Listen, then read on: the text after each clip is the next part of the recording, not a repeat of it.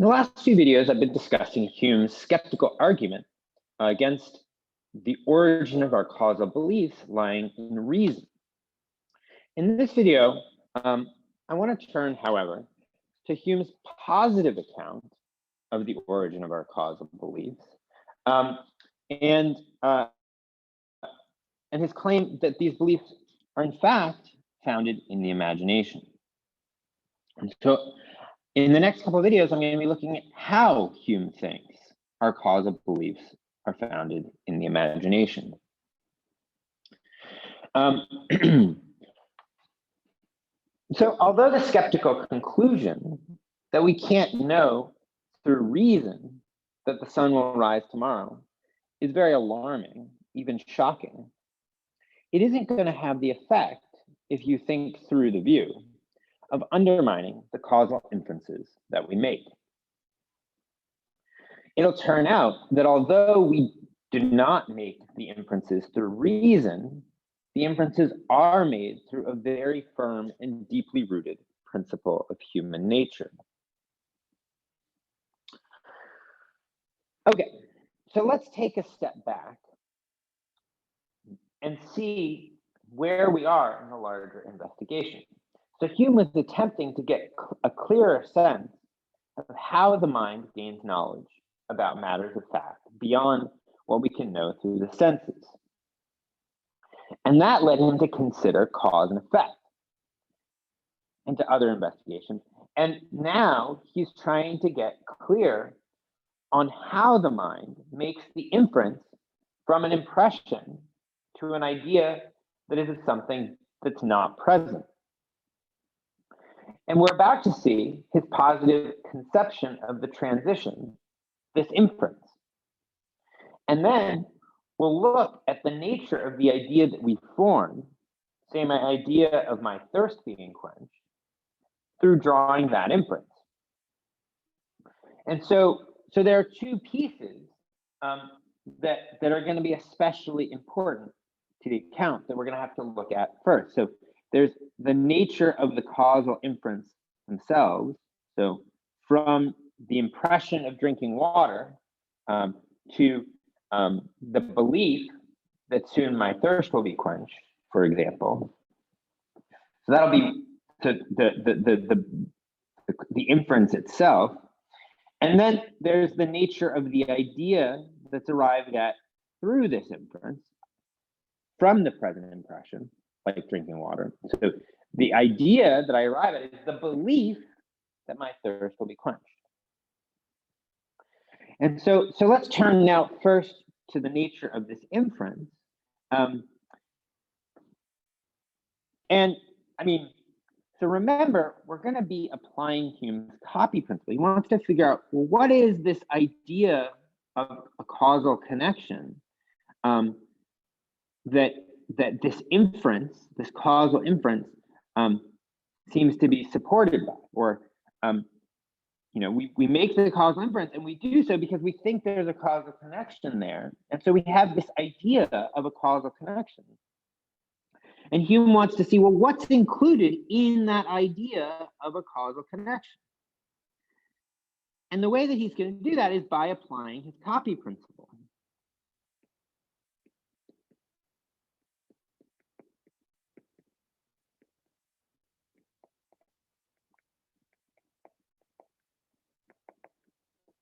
And remember, when applying the copy principle, what do you do first?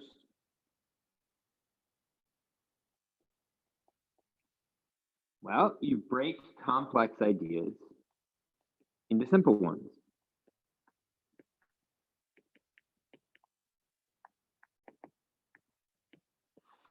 And then you trace the simple ideas back to impressions.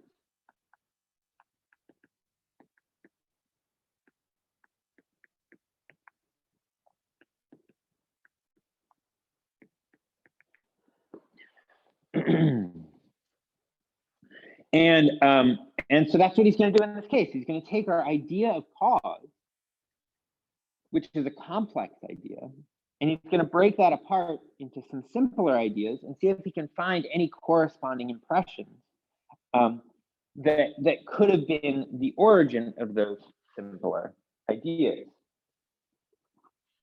And on page 40, so he thinks that this is not going to be easy. So on page 40, he says, quote, "There are no ideas in metaphysics more obscure and uncertain than those of power, force, energy, or necessary connection." And power, force, energy, or necessary connection are all going to be closely related to our idea of cause and effect.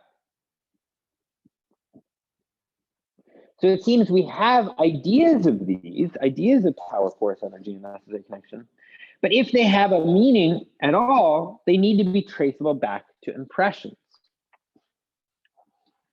From simply looking at things like Adam does, however, you cannot infer their causal powers. So there isn't such a thing as an impression of power or force or necessary connection just from looking at things.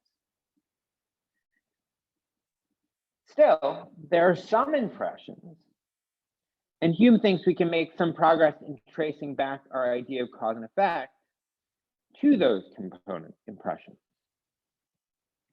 So what do I have in mind? Well, Hume considers the case of a billiard ball colliding with another billiard ball on page 40. So you see the one billiard ball moving towards the other billiard ball, and crack, they collide, and the other one spins away. You see the first ball in motion, the cause, and then you see the second ball moving, the effect. And in examining these objects, however long we want, we're never going to find a quality of either ball that will give us an impression of the cause, of that thing which would necessarily bring about the motion. Still, we can find some simpler ideas that seem to be in the idea of cause that can be traced back to impressions. So what are these component ideas in our idea of cause, and which ones can be traced back to impressions?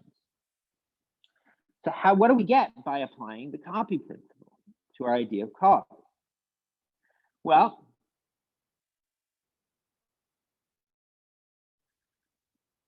the first feature, I mean, what are these component ideas? What are the component ideas in the idea of cause?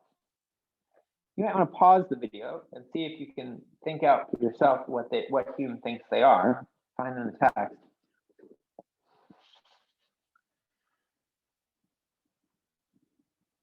Well, okay. So the motion isn't transmitted between the two balls before they touch, before the moment of impact.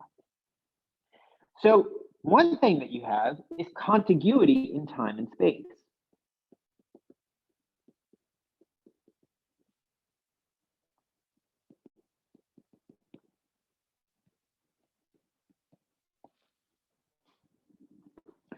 At the moment of causal action, right? So right where they interact, they're contiguous, right? Remember, contiguity was just being next to one another in time and space.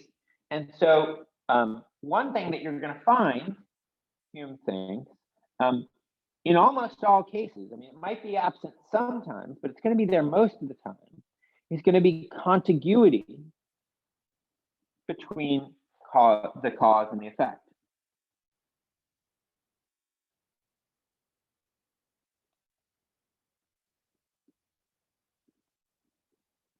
Well, maybe just writing contiguity in time and place is enough.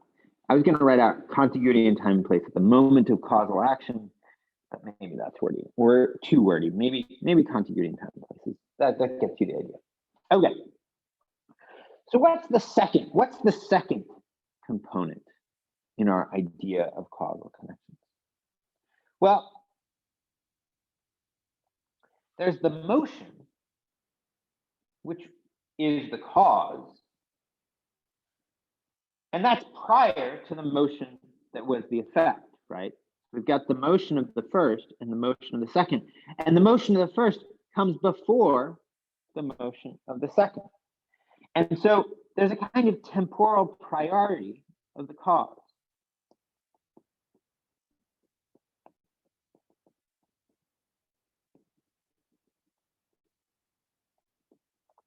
Right? The cause is prior, it's temporally prior, it comes before the effect, right? Or at least very closely or slightly before the effect. Now, philosophers might quibble over whether this can be found in every case, whether in every case the cause is prior to the effect. But this isn't such a big issue compared to the elephant in the room. So the third element in the relation of cause and effect that we've not found an impression for, that's the elephant in the room. What is this third element in the relation of cause and effect that we haven't yet found an impression for? Well,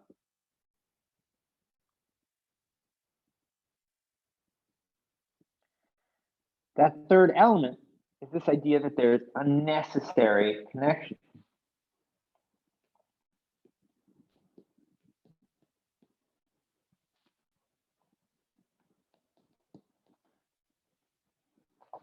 So if we think of one event as following another, or if we think of two events that happen next to each other, that's not enough to get us a causal connection.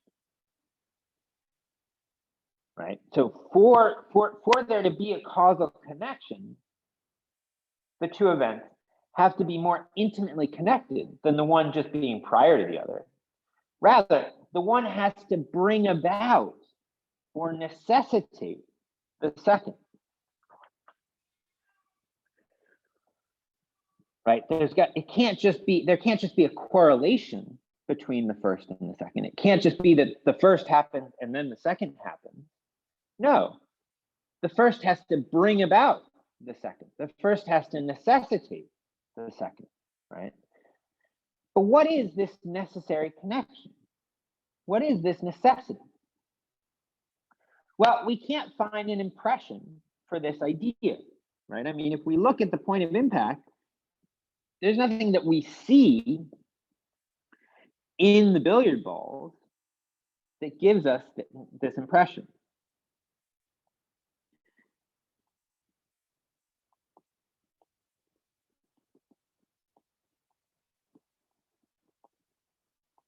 Right? So with the temporal priority of the cause, well, we could see that, right? The motion of the first was obviously before the motion of the second. And with continuity in time and place, we could see that because at the point of impact, because the two hit one another. But with the necessary connection, it's not at all obvious where the impression is.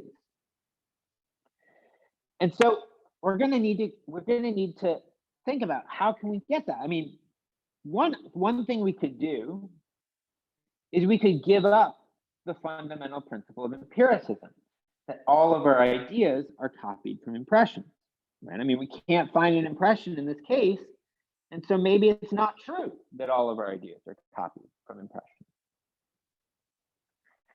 But this principle that all of our ideas are copied from impressions, it's supported by a lot of observations, right? We've got a lot of evidence for this principle. So before we do anything rash and give up this principle, we should look around for other possible causes of this idea. We should try to beat around some neighboring bushes and see if we can drum up the corresponding impression, the impression that corresponds to the idea of necessity. And one way we might try to do this is to see if we could get the idea of the necessary connection from a power that we ourselves have, right? So, for example, I have a power for self-movement. I can will that I raise my arm or my coffee cup, and by willing that I raise my arm is thereby raised, right? So So it seems like maybe there's a necessary connection between my willing that I raise my arm and my raising my arm. And so maybe I can get the impression of the necessary connection through this connection between my willing and my doing. My willing and my doing. So I don't know, will that work? Well, Hume doesn't think so. He's going to try to shoot this down as well. He thinks we can't get an impression of a necessary connection from the connection between my mind and my body, or my willing and my doing. And the way he's going to do this is going to say, well,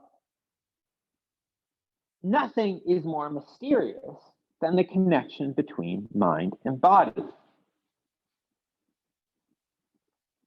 Think about it. How can it be that a mind, a mental thing, can produce some kind of change in the material world? How is mental stuff, perceptions, supposed to interact with material stuff? They seem completely heterogeneous. They seem completely different. They have something in common. They have nothing in common. So how are they supposed to interact, right? I mean, one is an extended, the other is not extended. So how are they going to interact? We do have, we don't have an impression of the way that this is supposed to work. We don't have any impression of the connection between willing and doing. So there is a connection, like in the case of the billiard balls, between my willing and doing and the motion of the first ball and the motion of the first. And we find contiguity, right? My will and my body are sort of in the same place. And there's a kind of temporal priority. My willing has to precede my doing. But that the necessity that my willing brings about my doing, right? That my willing explains my doing, where is the impression of that? We have no impression of that. And so it doesn't seem like we can get our idea of the necessary connection from an impression of the connection between my willing and my doing. So that's not going to work. So how does this relate back to Elizabeth's objection? And in particular, what does it show us about Hume's worry about necessary connections and Elizabeth's objection? I mean,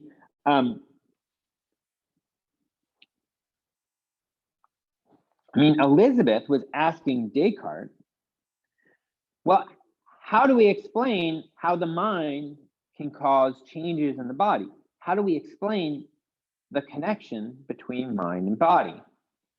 And so how is Hume's searching for the necessary connection between the two billiard balls related to Elizabeth's objection, Elizabeth's search for the connection between mind and body? We'll talk about that in class. So I'll leave that for then. And now in the next video, I'll turn to the inference, the nature of the causal inference. So I'll see you there.